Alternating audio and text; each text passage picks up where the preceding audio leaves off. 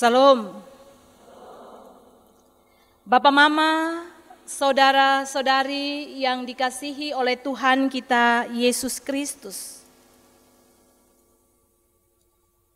Budaya dalam masyarakat Nusa Tenggara Timur sangat beragam. Ada banyak suku dan juga ada banyak budaya. Suku Rote, suku Sabu, Timor, Alor, Flores, Sumba, dan masih banyak suku yang lain. Setiap suku dengan budaya dan karya-karya seni yang begitu indah dan menarik. Baik bahasanya yang berbeda, tetapi mempunyai makna yang luar biasa. Bisa dipakai oleh suku-suku itu sendiri untuk memberitahukan sesuatu dan juga untuk mengerti tentang apa arti dari kehidupan kebersamaan mereka. Demikian juga tenunannya dengan motif-motif yang sangat indah dan menarik. Hari ini kita memakai etnis Timor dengan kain tenun yang berbeda-beda. Dan masing-masing suku Timor pasti mereka akan memuji, mereka punya gambaran dari tenunan mereka. Karena mereka mengerti arti dari gambaran tenunan mereka masing-masing. Kalau kita yang lihat, kita hanya lihat itu gambaran bunga jelas atau warna-warnanya indah dan menarik, kita bilang itu tenunan yang bagus. Tetapi ketika suku itu walaupun warna dari gambarannya tidak bagus, tetapi ketika mereka melihat, mereka mengerti arti dari gambaran tenunan itu. Gambaran tenunan itu memberikan gambaran tentang kehidupan suku tersebut. Apa yang mereka lakukan, apa yang mereka rasakan, atau yang mereka alami dalam kehidupan kebersamaan mereka, dalam budaya mereka. Demikian juga alat-alat musik tradisional. Kita biasa pakai gong, sasando. Pada zaman dahulu ketika ibadah, lonceng itu satu-satu gereja saja yang pakai lonceng. Mereka sering memakai nafiri dari tanduk sapi, tanduk kerbau, dan juga dari keong. Bunyi-bunyi alat musik itu memberikan gambaran kepada mereka bahwa sesuatu kehidupan akan dimulai. Kalau dalam kehidupan tradisi bergereja bahwa ibadah akan dimulai. Atau ketika kita mendengarkan bunyi gong dalam acara-acara adat, dengan bunyi gong, dengan iramanya, orang-orang tua kita bisa memberikan penjelasan kepada kita bahwa itu gong di tempat sukacita karena ada acara masuk minta. Atau gong itu berada di acara duka cita dan sebagainya. Karena bunyi irama dari alat-alat musik itu juga memberikan gambaran tentang kehidupan yang berlangsung pada saat itu. Dengan bunyi-bunyian yang keluar dari alat musik yang sangat indah dan merdu, dapat memberikan pelajaran penting dalam kehidupan kita orang percaya. Demikian juga tari-tarian yang menceritakan tentang kehidupan dari setiap suku, yang menceritakan bahwa kehidupan yang dianugerahkan Tuhan bagi kita manusia itu baik adanya. Dengan gembira mereka menari. Semua tahu menari kok? Pasti kebaktian sore ini semua anak muda akan bisa bercerita bahwa beta bisa menari. Mam Pendeta juga ketika melayani di Timor, di pedalaman, dalam ibadah-ibadah Paskah atau Natal di rayon, tanda sukacita itu akan disertai dengan tari-tarian, baik tarian Tebe dan tarian yang lain. Memberikan gambaran bahwa semua yang hadir pada saat itu bersukacita oleh karena kasih dan penyertaan Tuhan dalam kehidupan mereka. Oleh karena itu budaya yang telah berlangsung dalam kehidupan mulai dari nenek moyang kita sampai saat ini perlu dilestarikan. Bukan hanya dalam kehidupan, di tengah-tengah kehidupan bermasyarakat, tetapi kita juga diminta sebagai umat Tuhan untuk melestarikan budaya dari suku kita masing-masing. Entah dengan cara apa kita harus terus melestarikan. Kalau di Kupang dan Timor saya belum satu-satu anak saja yang bisa pukul gong, tetapi kalau di Rote, karena saya orang Rote, saya pun pernah yang masih kecil-kecil di gereja mereka punya pelajaran itu mereka harus bisa pukul gong. Jadi dalam acara-acara adat kebanyakan tidak ada orang tua lagi, tetapi mereka meminta anak-anak sekolah untuk mereka pukul gong. Itu salah satu cara di mana guru juga turut mengambil bagian dalam melestarikan budaya dari suku di mana ia berada. Dalam pembacaan pada sore hari ini menceritakan bahwa Daud sebagai seorang raja bagi Israel, ia mempunyai sebuah rencana yang indah untuk membangun bait suci yang besar, indah dan juga megah bagi Tuhan. Dalam rencana yang indah Daud mengetahui bahwa bukan dia yang dipilih Allah untuk membangun bait suci itu, tetapi yang dipilih Allah adalah anaknya Salomo. Di dalam pembacaan sebelum dan yang tadi dibaca kita melihat bahwa Daud tidak kecewa, tetapi ia mendukung apa yang Tuhan mau yang dilakukan oleh dia dan anaknya. Oleh karena itu dengan seluruh kekuatan hikmat yang ada dalam diri Daud, ia mendukung dan memberi dorongan agar Salomo tetap setia, memelihara Taurat Tuhan dan menaati segala ketetapan hukum Tuhan. Oleh karena itu dia mempersiapkan Salomo dengan baik dalam kehidupan yang benar.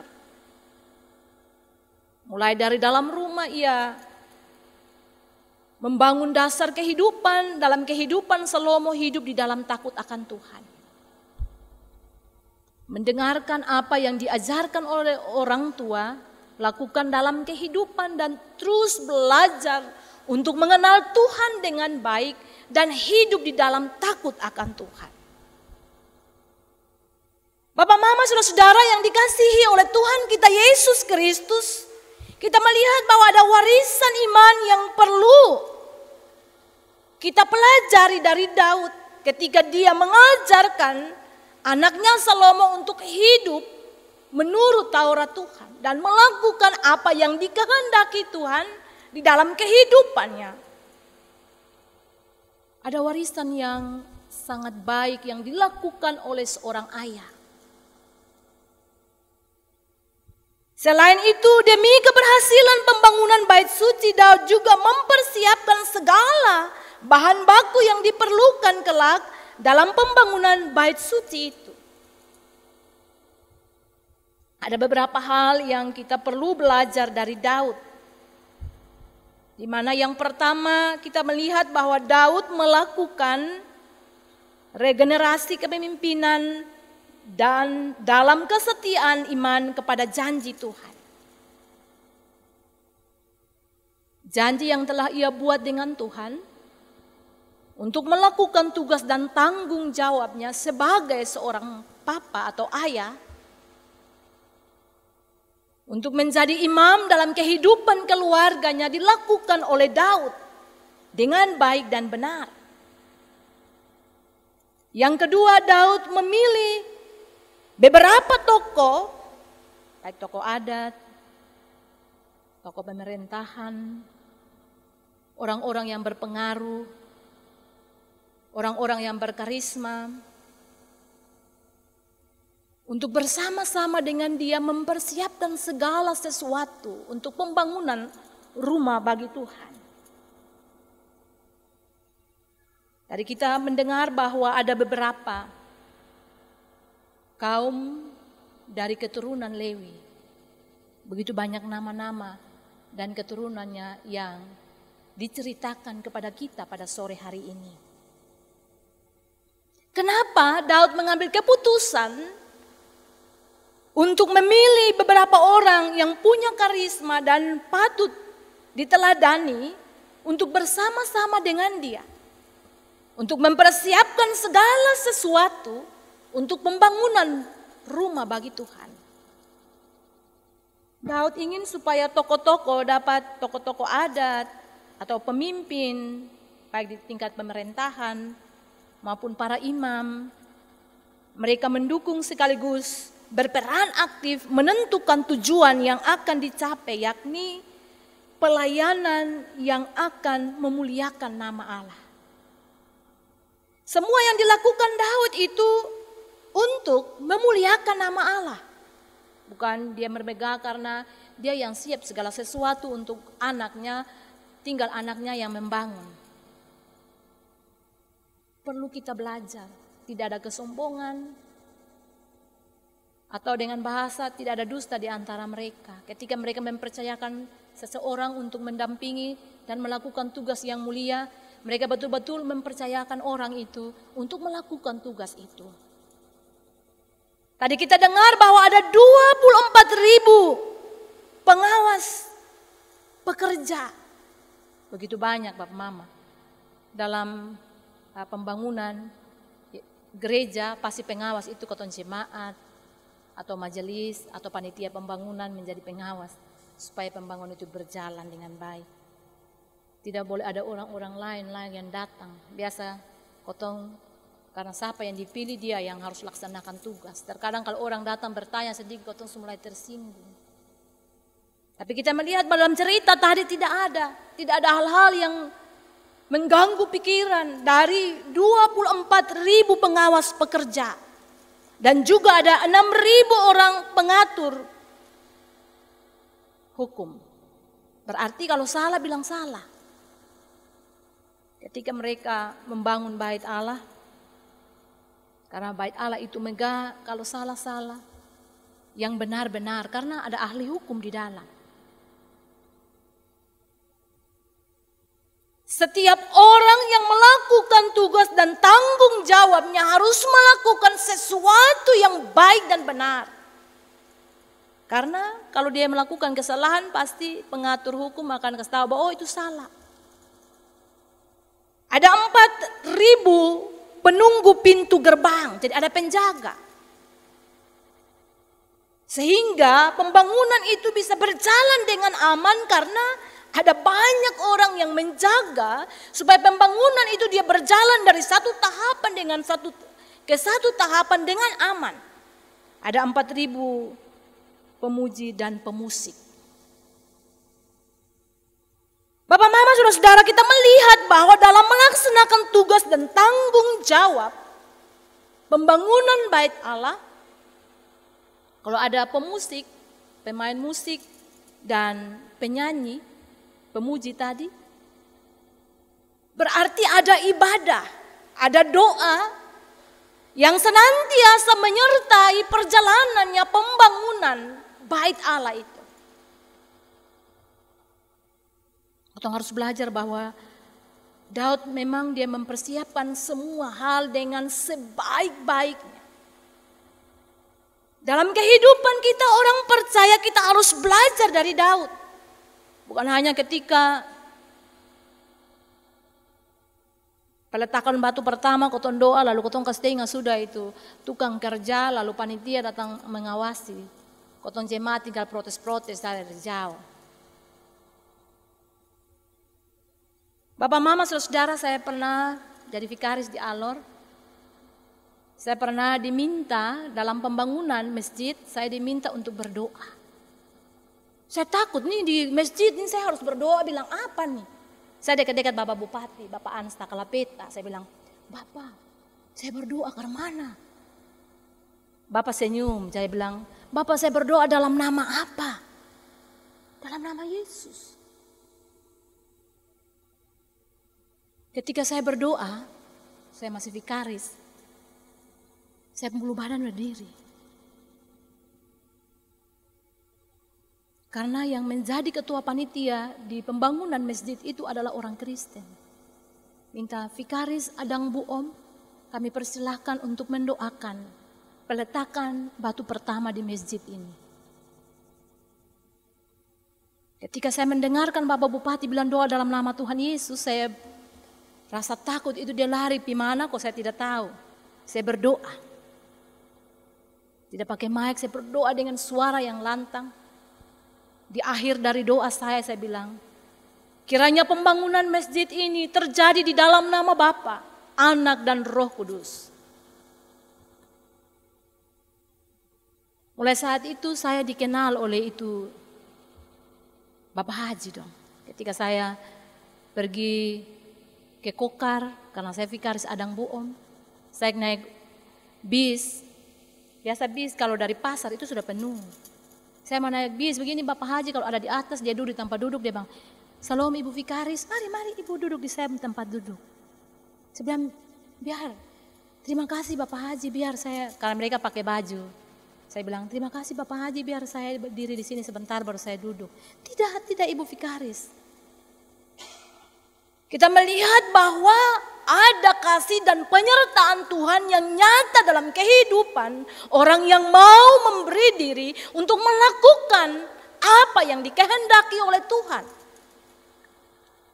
Ada persatuan yang tinggi dalam kehidupan budaya mereka, walaupun beragam agama tetapi mereka menjadi satu. Kekacauan itu terjadi karena orang luar, karena saya vikaris saya di sana, saya merasa ada damai sejahtera. Walaupun harus jalan kaki 15 kilo naik gunung, saya naik dengan sebuah lagu yang penuh dengan rasa syukur kepada Tuhan. Merasa bahagia, ada penuh damai sejahtera dalam tugas dan tanggung jawab. Bapak Mama saudara-saudara, Raja Daud bukan hanya memikirkan pembangunan fisik, tetapi juga pembangunan rohani bagi bangsa Israel. Dia berusaha untuk mentaati firman Tuhan dengan baik dan benar. Bukan dalam kehidupannya secara pribadi, tetapi dia mengajarkan kepada anaknya, dia mengajarkan kepada bangsa Israel tentang siapa mereka dan apa yang harus mereka lakukan dalam kehidupannya sebagai umat Tuhan. Dari ketaatan dan kesetiaan Raja Daud kepada Tuhan yang memberikan tugas kepadanya, ada contoh dan teladan yang harus kita lakukan dalam kehidupan beriman kita. Dalam kehidupan kita pada zaman ini yang sangat modern. Yang pertama, mulai dari sekarang kita harus mempersiapkan generasi muda yang akan menjadi pemimpin kelak. Baik di tingkat pemerintahan maupun di tingkat gereja. Kita harus sebagai orang tua membentuk anak-anak kita untuk hidup di dalam takut akan Tuhan. Mulai dari dalam diri papa dan mama. Kalau ketong setia belajar firman Tuhan, setia berdoa, dalam kehidupan rumah kita dengan sendirinya anak-anak kita akan terbentuk. Mereka akan memberi diri untuk melakukan apa yang Tuhan kehendaki dalam kehidupan mereka. Mereka akan nomor satukan pendidikan, cita-cita mereka. Karena sudah diajarkan dari kecil. Ketika kita kecil, jam-jam ibadah, mulai jam 7 malam Bapak mulai koko Alkitab, mulai ketok pintu, satu-satu anak-anak keluar sudah, bawa Alkitab. Karena saya anak pertama, saya sudah boleh marah. Harus ikut perintah, bilang harus jadi contoh dan teladan. Saya adik ada marah karena dong masih nonton sinetron toh. Mulai jam 7 malam itu ada sinetron. Apalagi 8:30 sinetron yang memang itu disukai mulai dari anak kecil sampai nenek bayi dong.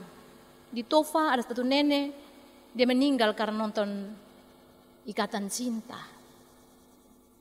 Iya, dia bilang aduh ini nih dibikin begitu, dia pun dada sesak. Dia pun nonton dengar dia punya pengeluhan. Ketika dia masuk mati itu bangun pagi dompi disuruh kaku. Karena dia pun dada sakit ketika dia lihat Al bikin hal-hal yang dia marah. Nenek-nenek ini. Jadi pengaruh sinetron itu begitu besar dalam kehidupan kita. Alkitab nih kotong tikas tinggal kok kapan bapak penatua, mama penatua baca di gereja baru kotong dengar. Atau kotong pemuda-pemudi mau baca dapat tugas pimpin ibadah pemuda baru kotong baca. Dimanapun kita berada 8:30 kotong harus pulang. Walaupun harus pakai pulsa data, yang penting kotong nonton. Saya tidak suka nonton yang seri-seri itu. Kita punya ibadat ini pakai. Saya bisa penasaran kalau nonton persetan sudah. Saya tidak tahu di penjalan cerita Jo, tapi ketika di gereja saya punya dia bisa cerita. Mama nonton ke sonde maksud nonton. Dia yang cerita. Jadi saya tahu di jalan cerita untuk saya nonton jarang. Kadang-kala TV atau buka saya bikin lain. Karena takut. Sinetron itu akan membawa kita untuk berpikir ke hal-hal yang lain. Kita memaksa kehidupan kita harus seperti itu. Harus sama seperti itu artis-artis dong. Yang ketika mau kawin expose semua di seluruh TV bilang karena cinta mereka menikah. Tetapi dalam perjalanan baru 1 tahun, 2 tahun lalu cerai.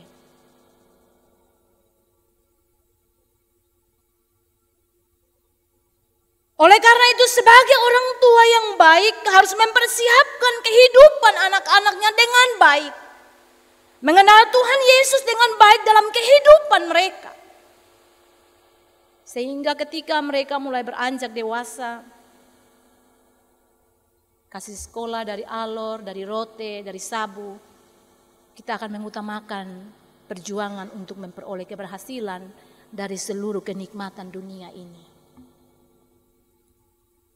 Yang kedua, setiap kita menggunakan apa yang telah Tuhan berikan dalam kehidupan kita, yaitu hikmat atau talenta atau karunia yang Tuhan anugerahkan untuk memberi diri untuk turut melakukan apa yang paling baik menurut Tuhan. Atau jangan berpikir bahwa sekolah pendeta saja yang melayani.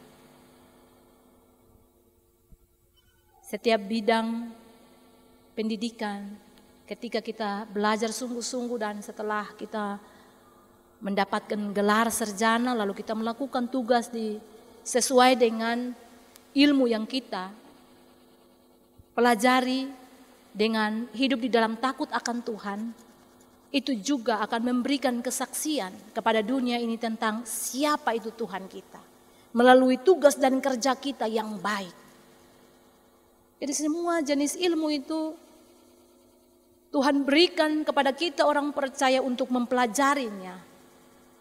Untuk hidup di dalam takut akan Tuhan.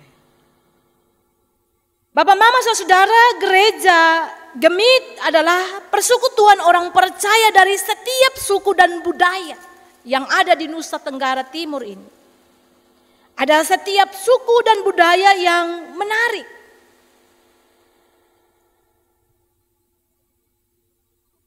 Ketika kita semakin belajar dan mengerti tentang arti dari budaya kita, pasti kita masing-masing akan memperjuangkannya.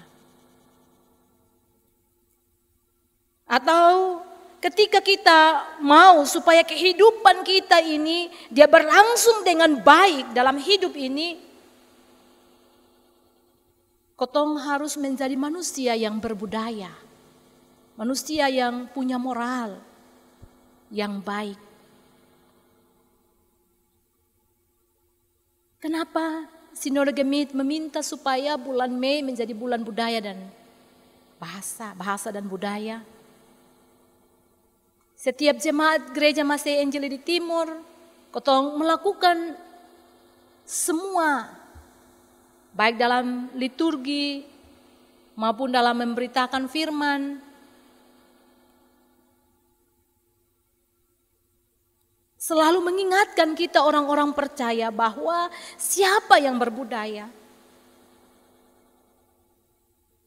dia pun kehidupannya akan berjalan dengan baik. Karena setiap budaya dari masing-masing suku itu baik, tidak ada yang tidak baik. Tetapi terkadang kotong sebagai orang percaya melakukan budaya itu menjadi yang tidak baik. Baik adat-adat dalam perkawinan maupun tatanan-tatanan dalam kehidupan bermasyarakat, dalam kehidupan kita, terkadang kotong campur aduk.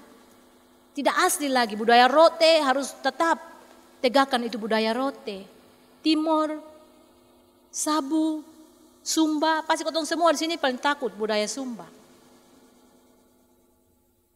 Tetapi itulah tatanan kehidupan berbudaya. Budaya itu ada karena ada di pencerita budaya tersendiri. Orang tidak akan buat aturan-aturan dengan tidak baik. Semua aturan-aturan itu dia berjalan dengan baik.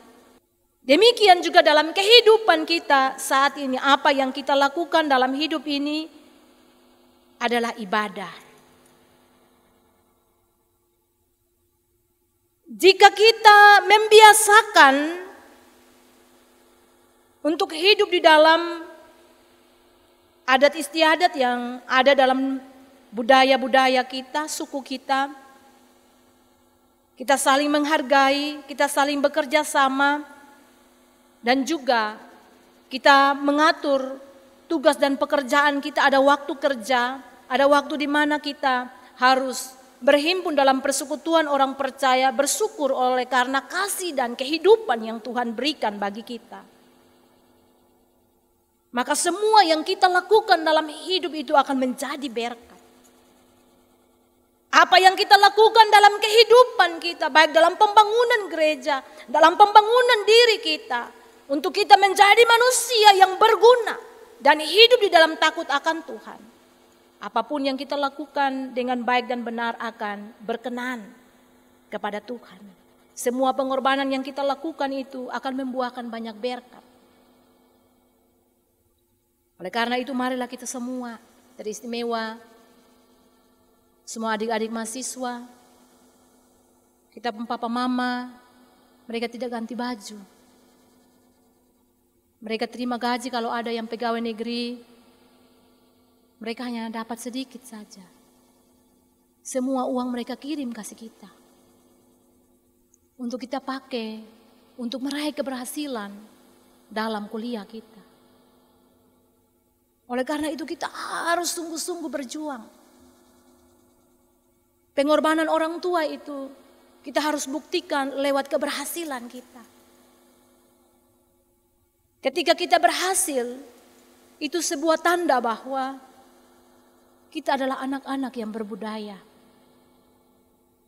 Yang betul-betul mempergunakan waktu kuliah kita dengan baik. Untuk memperoleh keberhasilan yang kita cita-citakan, yang didukung oleh orang tua kita. Dan semua yang kita lakukan itu mendapat kasih dan penyertaan Tuhan. Tuhan menyertai kita. Ketika kita sungguh-sungguh mau melakukan sesuatu hal yang baik dan benar menurut kehendaknya. Oleh karena itu marilah kita terus melestarikan budaya dalam kehidupan ini. Sehingga semua yang kita lestarikan itu budaya-budaya dari suku kita, budaya berjuang untuk memperoleh keberhasilan dari seorang mahasiswa. Ketika kita melakukan itu dengan hidup di dalam takut akan Tuhan, maka kita akan berhasil sampai kepada tujuannya, yaitu kita akan memuliakan Tuhan lewat setiap keberhasilan yang Tuhan berikan bagi hidup kita, bagi kehidupan keluarga kita. Kiranya firman ini menjadi berkat dan menolong kita untuk terus hidup di dalam takut akan Tuhan. Amin.